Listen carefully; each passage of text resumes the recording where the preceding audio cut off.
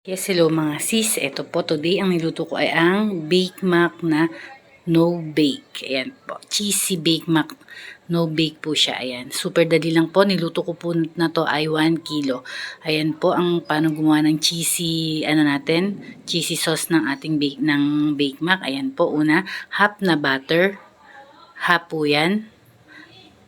Ayan po, half na butter siya. Tapos, 2 kutsara pong harina. Nilagyan ko po ng 2 kutsarang harina. Ayan, haluin po natin. Tapos, ayan, pag durog na po siya, lagay po natin ng small ebaf. Ayan po, small na ebaf. Alaska, ayan po. Ayan, after po nyan, lagyan naman po natin siya ng lagyan na po natin siya haluin po muna natin. After nun, lagyan na po natin ang ating Nestle cream na Alaska rin po. Ayan po. Isang malaki po siya na lagayan.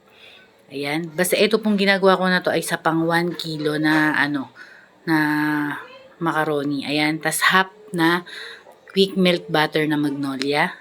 Kalahati po siya. Ayan, yan po yung ginamit ko. Kalahati lang po siya. Madali nga po siyang mag-melt. Ayan, tapos 1 teaspoon. Tapos ganun din po yung salt. Ayan, konti lang din. 2 taktak lang. Tapos haluin lang po natin na siya ng haluin hanggang mag-melt na po talaga siya. At saka wala na siyang buo-buo na flour. Ayan. Yan lang po ang ating sauce ng baked macaroni. Ayan po, mga sis, super dali lang lutuin. Tapos, 1 kilong macaroni po. Normal na luto po ng sauce ng spaghetti lang yon yung ginawa ko. Pero nilagyan ko rin po ng Nestle cream yung, yung ginawa kong sauce. Hindi ko na po pinakita kung paano lutuin dahil ang pinakaano ko po dito ay etong magiging cheese niya po sa top. Ayan, okay na, luto ng mga sis. Ayan, ito po yung nagawa ko. Dalawang lagayan ng ng macaroni spaghetti po yan. 1 kilo po yan, 2 po nalalagyan. Ang nalagyan ko, tsaka isang microwavable na medyo mataas. Yan po yung nagawa ko. Ayan.